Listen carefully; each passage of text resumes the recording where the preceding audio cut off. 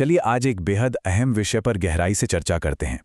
इस खास विश्लेषण में हम बिल्कुल नए 2024-25 पोस्ट ग्रेजुएट डिसर्टेशन दिशा निर्देशों को डिकोड करने वाले हैं। अक्सर ये नियम बहुत जटिल लगते हैं, है ना? तो चलिए इन्हें अकादमिक शोधकर्ताओं के लिए एक एकदम स्पष्ट और step by step road map में बदलते हैं।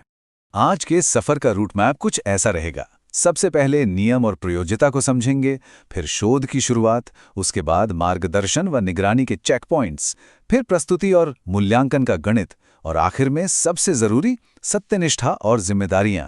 चलिए शुरू करते हैं। तो सबसे पहले बात करते हैं पहले पड़ाव की, नियम और प्रयोज्यता, जो कि पूरे रिसर्च की आधारशिला है। यहाँ सबसे बुनियादी और सख्त नियम यह है कि पूरा का पूरा रिसर्च वर्क डेटा कलेक्शन से लेकर एनालिसिस और फाइनल सबमिशन तक तय किए गए सेमेस्टर के भीतर ही पूरा होना चाहिए। आमतौर पर यह डिग्री का बिल्कुल आखिरी सेमेस्टर होता है, मतलब डेडलाइन को लेकर कोई भी ढिलाई यहाँ बिल्कुल नहीं चलने वाली।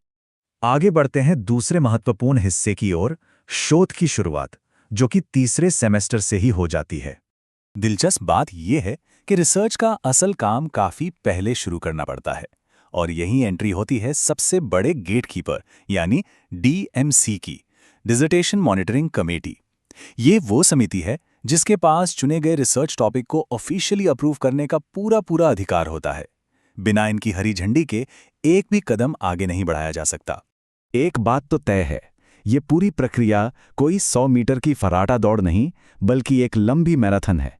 शुरुआत होती है विषय और गाइड चुनने से, फिर आती हैं बीच बीच में होने वाली सख्त समीक्षाएं, और अंत में जाके कहीं फाइनल सबमिशन होता है।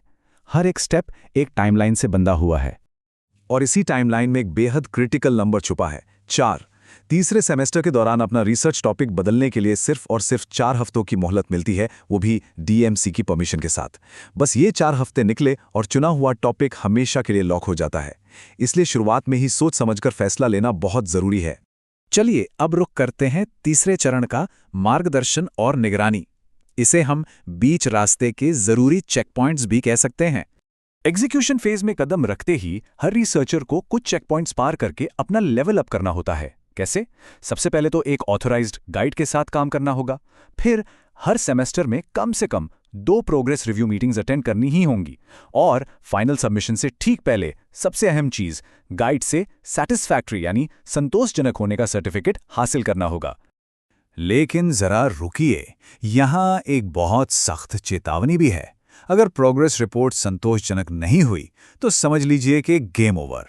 फाइनल सबमिशन की परमिशन तुरंत रोकी जा सकती है, और अगले एग्जाम साइकिल के लिए दोबारा रजिस्ट्रेशन करना पड़ सकता है। साफ है, यहां किसी भी तरह की लापरवाही के लिए कोई जगह नहीं है। अब आते हैं पूरी मेहनत के नतीजे पर, यानी चौथा भाग, प्रस्तुति और मूल्यांकन, जहां असली अंक अर्जित किए जाते हैं।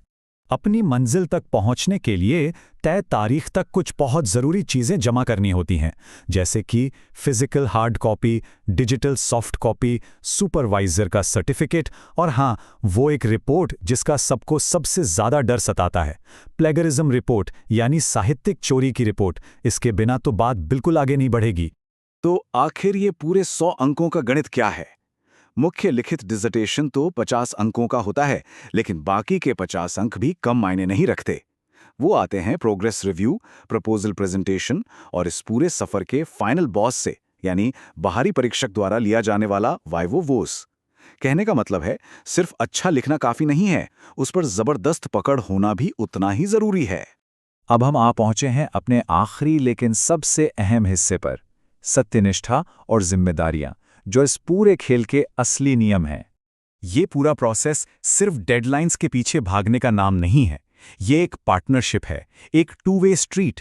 एक तरफ सुपरवाइजर की जिम्मेदारी है कि वो हर सेमेस्टर 4 से 6 गंभीर मीटिंग्स करे और दिशा दिखाए, वहीं दूसरी तरफ स्टूडेंट की भी बराबर जिम्मेदारी है कि वो इन मीटिंग्स का हिस्सा बने, फीडबैक पर काम करे और अपने काम में 100% ओरिजिनलिटी बनाए रखे। यूनिवर्सिटी के ऊंचे एकेडमिक स्टैंडर्ड्स को बनाए रखने के लिए कुछ बहुत ही कड़े क्वालिटी चेक्स होते हैं, जैसे अनिवार्य प्लेजरिज्म जांच, डीएमसी के रैंडम रिव्यूज, बाहरी परीक्षक का मूल्यांकन और काम को डिजिटल रिपॉजिटरी में सेव करना। ये सारे नियम एक पक्के सुरक्षा कवच की तरह काम करते हैं, ताकि हर एक रिसर्च देश के सर्वोच्च मानकों पर खरी उतरे।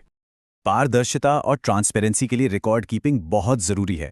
छात्र और डिपार्टमेंट दोनों को अपने अपने स्तर पर डॉक्यूमेंट्स मेंटेन करने होते हैं। प्रोग्रेस रजिस्टर से लेकर मासिक मीटिंग्स के रिकॉर्ड्स तक सब कुछ लिखित में होना चाहिए। और अगर कभी कोई विवाद या उलझन हो भी जाए तो गाइडलाइंस बिल्कुल स्पष्ट हैं। अंतिम फैसला हमेशा कुलपति यानी वाइस चांसलर का ही मान्य होगा। इस पूरी चर्चा के बाद एक बहुत ही गहरा सवाल जहन में आता है। क्या डिसर्टेशन सिर्फ डिग्री पाने की एक औपचारिकता भर है, या फिर यह किसी भी स्कॉलर की सच्ची एकेडमिक सत्यनिष्ठा और लगन की अंतिम परीक्षा है? विचार जरूर कीजिएगा, क्योंकि असली रिसर्च की शुरुआत यहीं से होती है।